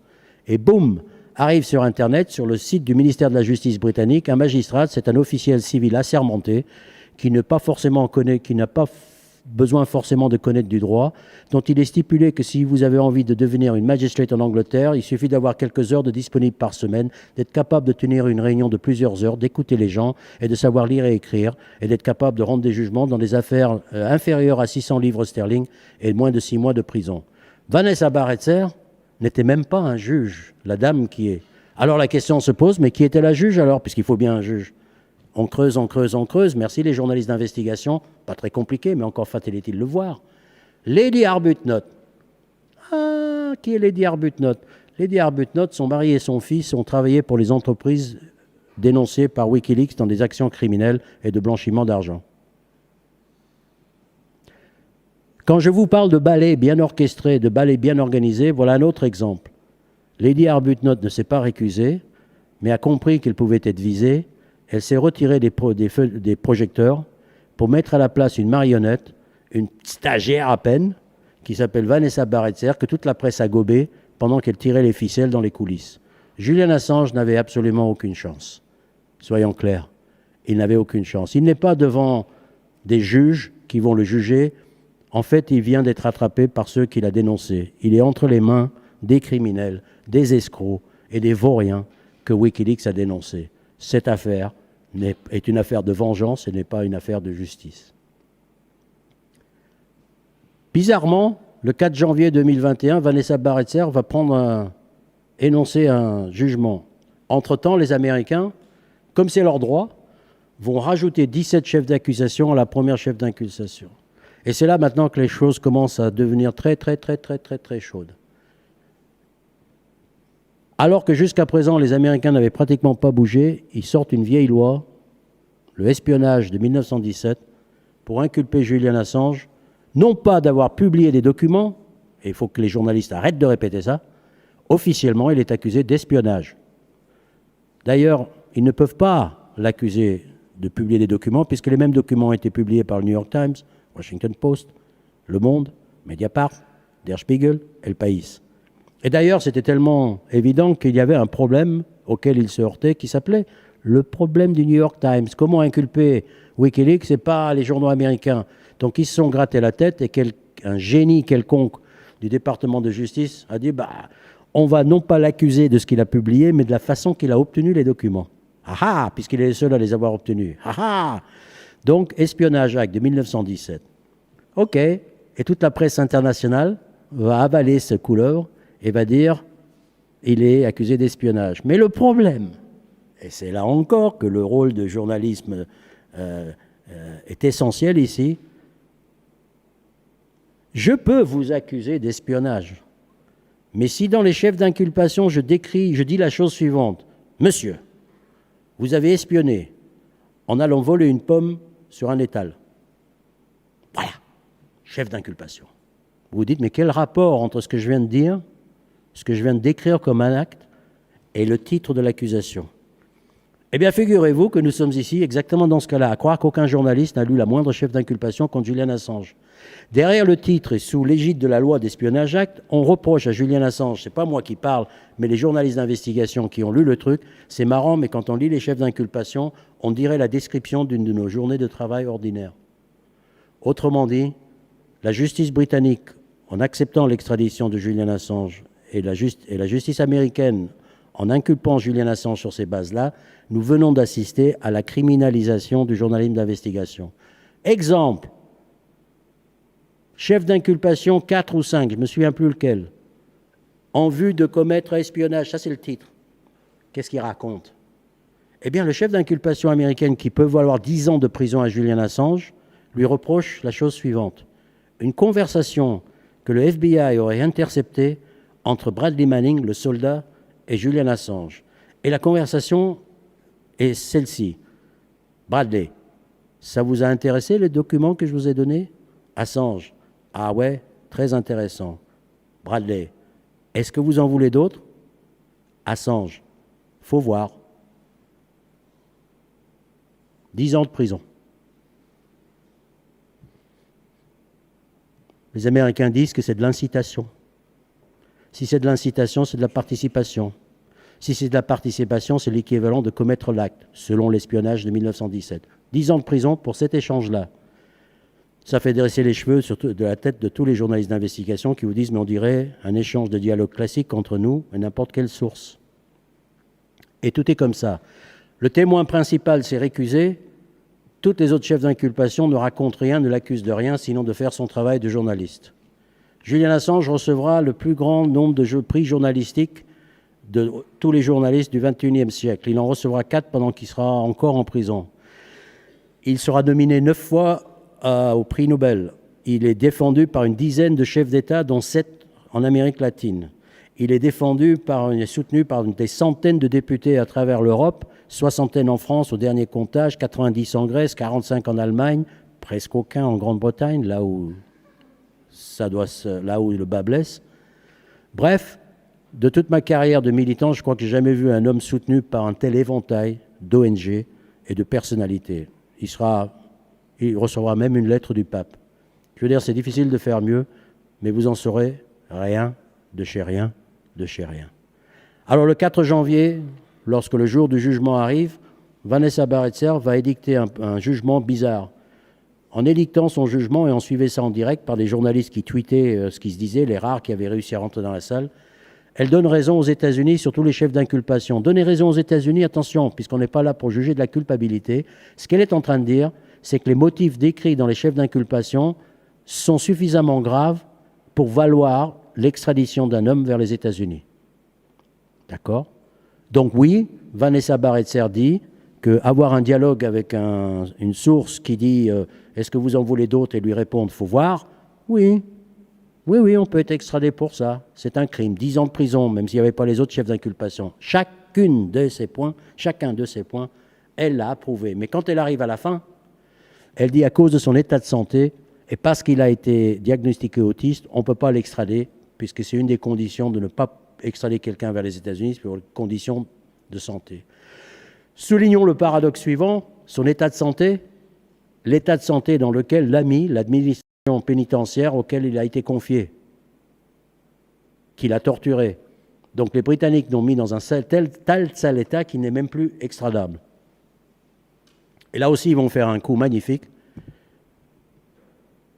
Les Américains vont faire appel en donnant des garanties, en disant « Ah, mais pas, non, mais on prendra soin de lui ». Les garanties que même Amnesty International dit ne valaient même pas le papier sur lequel ils sont écrits. On connaît l'habitude, les États-Unis ne respectent pas tellement les garanties qu'ils donnent. En appel, il a perdu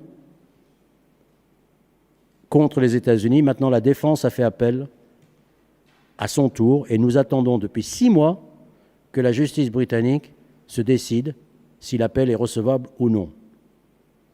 Je pense qu'il ne va pas tarder à tomber, on doit en avoir au maximum pour encore 1 mois ou 2.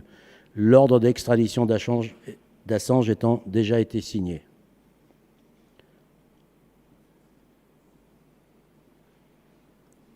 Élément de langage.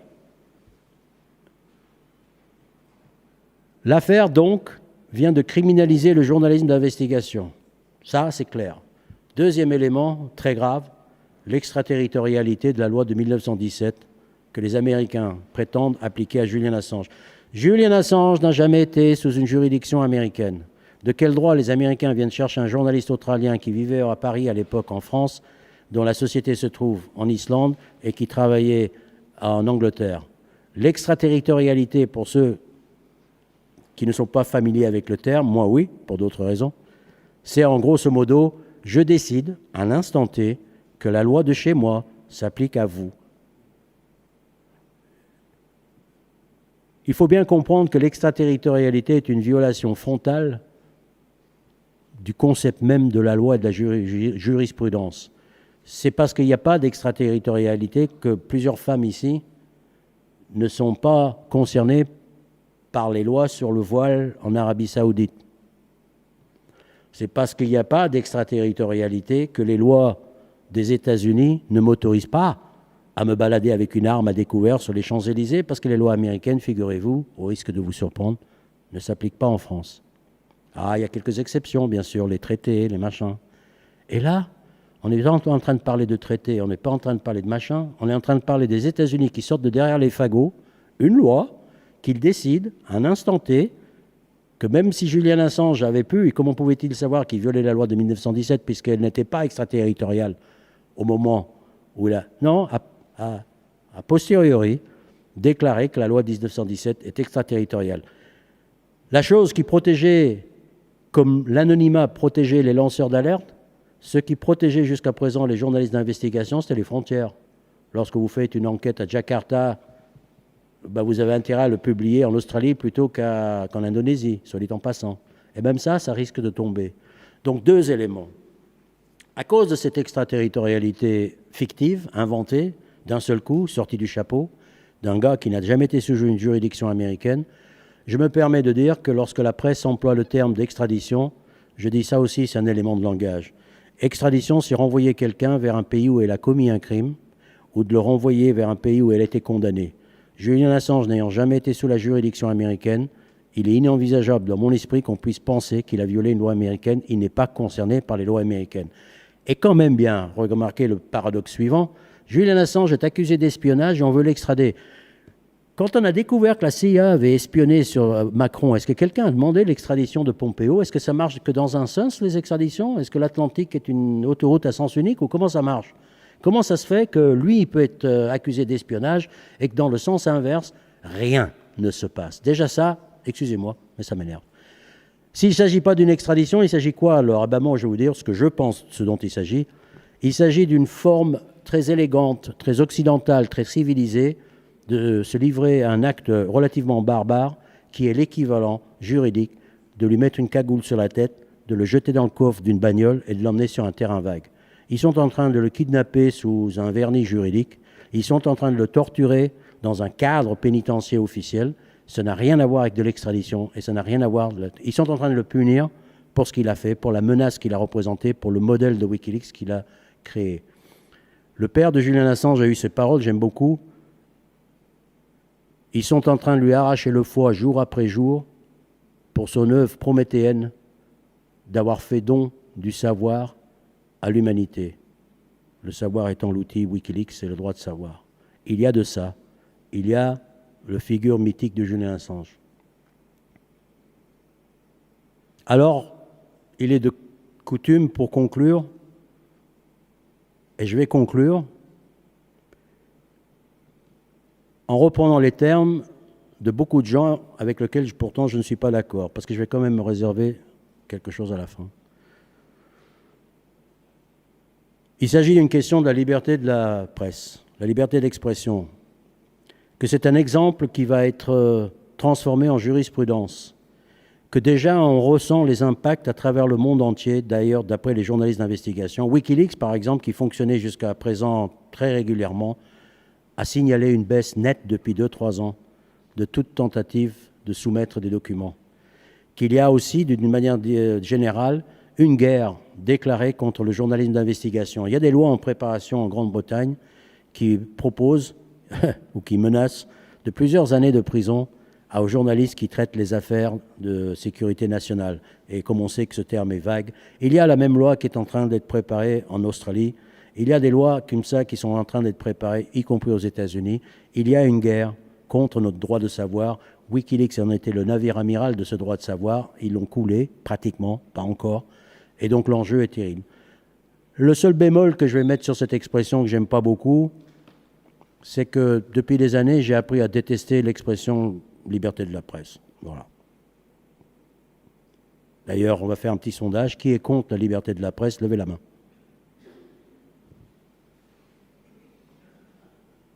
On m'avait dit à la Sorbonne, tu verras ton public, etc. C'est pareil, partout.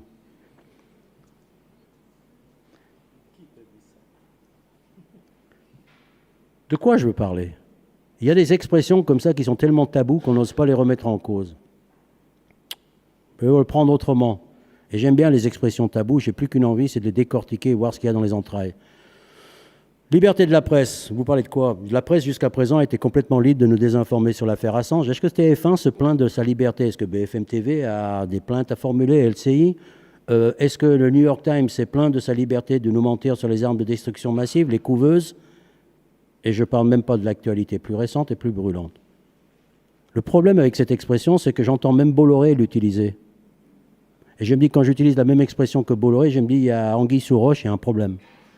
En fait, le problème, il est facile à détecter, c'est que quand Bolloré parle de liberté de la presse, et quand vous en parlez, vous ne parlez pas de la même presse, et certainement pas de la même liberté. Sa presse à lui, c'est la sienne, sa liberté à lui, c'est foutez-moi la paix. Bien entendu, nous, on pense presque le contraire. Alors, il y a un problème à utiliser une expression à double tranchant. Moi, je le récuse maintenant parce que j'aime pas.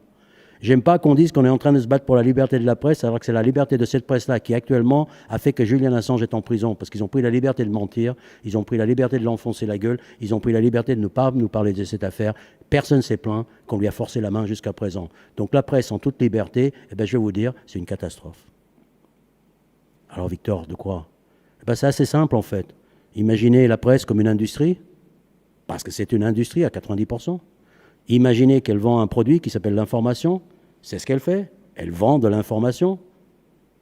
Alors, à titre de parallèle, est-ce que vous seriez pour la liberté de l'industrie agroalimentaire? Est-ce que vous seriez pour la liberté de l'industrie pharmaceutique de faire ce qu'elle veut, comme elle veut, quand elle veut? Ces industries-là sont limitées par les produits qu'ils vendent ont un contrôle qualité, des dates de péremption, une étiquette pour indiquer les compositions. Et ils sont en train d'agir dans le cadre théorique de notre, par exemple, droit à la santé. Il existe un droit, le droit à la santé, et une industrie pharmaceutique ne peut pas agir librement qu'à l'intérieur du cadre de notre droit à la santé, pas à l'extérieur et surtout pas contre. La liberté de la presse, prenons le même exemple, et établissons l'idée, idiote peut-être, qu'il existe un droit de savoir, qu'il existe un droit à l'information. Je dis que, imaginons, en fait, c'est inscrit dans la Déclaration universelle des droits de l'homme, et je vais insister dessus. Et voyez les choses comme ça. Il existe un cadre. Ce cadre représente un droit humain. C'est celui de savoir, c'est celui d'être bien informé. Il en va de la démocratie. Et dans ce cadre de notre droit de savoir, la liberté de la presse devrait être totale. À l'extérieur de ce cadre ou contre ce cadre, je ne lui reconnais à titre personnel absolument aucune liberté. Je déclare que la liberté de la presse s'arrête exactement là où commence mon droit à être correctement informé. Je ne me contente pas, je ne me fais pas à l'idée qu'il y a une presse, des professionnels qui prétendent nous mentir quand ça leur plaît, influencer quand ça leur plaît, et s'en sortir sans aucune punition, alors que le mec qui nous a apporté la vérité est en train de croupir dans une bagne et risque 175 ans de prison. Non, Sans moi, merci. En guise de conclusion, je vais vous proposer une autre hypothèse, une autre vision de l'affaire Assange. Beaucoup plus sombre, beaucoup plus pessimiste. Cette histoire, puisque c'est une histoire que je vais vous raconter, c'est la dernière, va commencer au lendemain de la Seconde Guerre mondiale. À la Seconde Guerre mondiale, ou à la sortie, un tribunal a été constitué pour punir, juger les vaincus, le tribunal de Nuremberg. Je dis bien juger les vaincus et non pas statuer sur les crimes de guerre. La nuance étant que des crimes de guerre ont été commis des deux côtés et que le tribunal de Nuremberg ne s'est pas intéressé aux bombes atomiques sur Nagasaki, sur Hiroshima, le bombardement de Dresde et probablement le bombardement incendiaire de Tokyo pendant qu'on y est. Peu importe. Le tribunal de Nuremberg va énoncer des principes et ces principes vont servir peu ou prou comme fil, si vous voulez, qui servira à tisser le droit international. Il y a des choses qui ont été dites au tribunal de Nuremberg qui sont censées piloter les relations internationales modernes. On va en prendre quelques-uns, on les appelle des principes de Nuremberg, qui vont nous intéresser ici. Le premier principe de Nuremberg, probablement celui qui est le plus connu, c'est ce qu'on appelle le crime contre la paix. En gros, et de façon plus française, c'est le crime d'avoir déclenché une guerre non provoquée. Le tribunal de Nuremberg a dit, mais déclencher une guerre sans provocation, sans raison, c'est le crime absolu, le crime des crimes, le crime qui englobe tous les autres crimes. Le crime pour lequel vous êtes coupable de tous les crimes qui se produiront dans sa foulée. C'est quelque chose d'assez nouveau, hein. Rappelez-vous le bon vieux temps où les empires un roi pouvait déclarer la guerre au royaume d'à côté juste parce qu'il voulait se marier avec la princesse, la ramener à la maison ou pas, et puis quand la guerre se terminait, on soignait ses blessures et on passait à autre chose jusqu'à la prochaine guerre. Le tribunal de Nuremberg vous dit non, non, non, non, non. Ça c'est illégal maintenant et c'est reconnu du point de vue international, vous n'avez plus le droit, si je puis dire. Ça paraît absurde aujourd'hui, mais quand même, il faut un moment. Donc, déclencher une guerre illégale, le crime contre la paix et le crime des crimes. Deuxième principe de Nuremberg, qui va nous intéresser ici. L'argument « je ne faisais qu'obéir aux ordres » n'est plus recevable. Nuremberg dira « vous avez non seulement le droit de refuser des ordres criminels, mais le devoir. » Voilà. À partir de maintenant, je ne faisais qu'obéir aux ordres, c'est plus une excuse. OK. Troisième principe de Nuremberg, et ça personne ne le connaît, c'est pas vraiment un principe d'ailleurs, mais je l'ai trouvé sur le site nuremberg.net, ça m'a tellement plu, et c'est tellement à propos. Savez-vous que le tribunal de Nuremberg a jugé et condamné à mort et exécuté un journaliste allemand, rédacteur en chef, qui n'avait pas de sang sur les mains, si je puis dire, mais qui était quand même coupable de propagande pro-guerre, de propagande pro le crime absolu. Le tribunal de Nuremberg a dit qu'il était suffisamment coupable pour être condamné à mort et exécuté. Chomsky disait que si les principes de Nuremberg étaient appliqués, tous les présidents depuis la Seconde Guerre mondiale seraient pendus. J'ai envie de dire que si les principes de Nuremberg étaient appliqués, je connais pas mal de rédacteurs en chef depuis la Seconde Guerre mondiale qui aussi seraient en très mauvaise posture. Pourquoi je vous parle de ça? Je vous invite à comparer ces trois principes de Nuremberg, ces éléments qui ont forgé, si je puis dire, le droit international depuis la Seconde Guerre mondiale, et comparons-le au procès Assange. Le crime des crimes, c'est de déclencher une guerre non provoquée. Maintenant, on est passé au... Ceux qui ont provoqué, déclenché des guerres non provoquées, sont devenus les accusateurs. De « je ne faisais qu'obéir aux ordres », on est passé à tous les crimes révélés par Wikileaks, aucun des auteurs n'a été poursuivi. Certains ont même été promus, y compris par Obama. Pour quelle raison? Service rendu à l'Amérique. Ce qui est une autre façon de dire, ils ont obéi aux ordres. Et enfin, le troisième principe, un journaliste condamné à mort pour avoir fait de la propagande pro-guerre, on assiste à la lente mise à mort du journaliste le plus conséquent, le plus efficace et le plus déterminé, pacifiste et anti-guerre du XXIe siècle. Je vois, moi, dans le procès Assange, une sorte d'anti-Nuremberg, la revanche de Nuremberg, point de départ ou point final, j'en sais trop rien, élément révélateur, déterminant, l'air du temps, prenez ça comme vous voulez, mais pour moi, c'est aussi terrible que ça. C'est vraiment un changement de paradigme qui est en train de se produire et Julian Assange a été pris là-dedans. Et avec le contexte politique habituel, actuel, on ne s'en étonnera pas réellement. Alors, j'ai dit ce que j'ai pu dire dans le temps qui m'était... Ah, pas trop mal. Il m'avait dit de faire court, j'ai fait court. Pas tout à fait. Ah. C'est important, très important. Tu m'avais dit 7h30. Non, 6h30, pardon.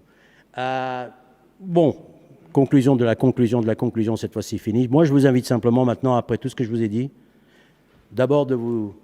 Si l'affaire vous intéresse, ça se lit comme un roman policier. C'est vraiment une histoire aux ramifications extraordinaires. Ça, c'est le livre édité par les Mutins de Pangée, qui est une sélection d'articles. Donc, pour avoir un tableau de la situation, c'est peut-être ce livre-là qui est celui pour vous initier à des articles sélectionnés sur Internet, des meilleurs articles qu'on a trouvés à l'époque de journalistes du monde entier qui s'intéressent à cette affaire. Ça, c'est l'enquête menée de bout en bout sur toutes les violations par Nils Melzer. Et enfin, parce qu'il a été bâillonné depuis 4 ans et qu'on a voulu lui rendre la parole, parce qu'on ne sait pas réellement qui il est maintenant, j'espère que je vous ai donné un petit aperçu, le livre de Karen Sharp, Julian Assange parle. Ce n'est pas vraiment un livre de citations, c'est plus que des citations, c'est des extraits de discours, d'articles qu'il a écrits pour donner une idée. Et je vous assure qu'il y a à apprendre dans toutes les pages. C'est un gars brillant, brillantissime, une réflexion. Donc voilà, je vous propose d'imaginer un monde avec Julian Assange et Wikileaks, d'imaginer un monde sans Julian Assange et Wikileaks, de choisir celui que vous préférez et d'agir en conséquence. Merci.